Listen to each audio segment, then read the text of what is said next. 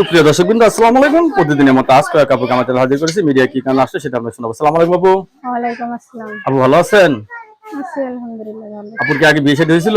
হ্যাঁ হয়েছিল। স্বামী আছে নাকি নাই? ডিভোর্স হয়ে গেছে। ডিভোর্স হয়ে গেছে। কতদিন ধরে স্বামী ছাড়া আছেন? এই তো 2 বছর। 2 বছর ধরে স্বামী ছাড়া। এখন যদি কেউ ভালোবেসে আপনাকে বিয়ে করতে চায়, রাজি আছেন? হ্যাঁ রাজি আছি। বাবা, বিয়ের কথা শুনে মনে খুব আনন্দ না? যে রাত্রি কি একাই থাকেন? অবশ্যই একা থাকি। একাই থাকেন না? ছেলে যে বয়সের হোক, সমস্যা আছে? না সমস্যা নেই। লেখাপড়া করছেন কিছু? হ্যাঁ করছি। যাক, লেখাপড়া করতে পারছেন। ছেলে মেয়ে হবে তো? হ্যাঁ হবে।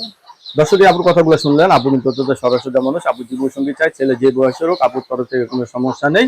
নাকি সমস্যা আছে? না না। ফ্যামিলিতে বাবা মা ভাই বোন কেউ আছে না? একাই জীবন যাপন করতেছে? একাই আছি। একাই একাই জীবন যাপন করছে। কখন কথা বলতে পারবো আপনার সাথে সবাই? রাত্রে মনে করেন। রাত্রে মানে বেশি একটু সময় থাকে আপনার, আর সারাদিন কাজে থাকেন না? হ্যাঁ। আপনার কাছে ধন্যবাদ আমার চ্যানেলের মধ্যে জন্য। পরবর্তী একটা মেরি ভিডিওর জন্য অবশ্যই সাথে থাকবেন।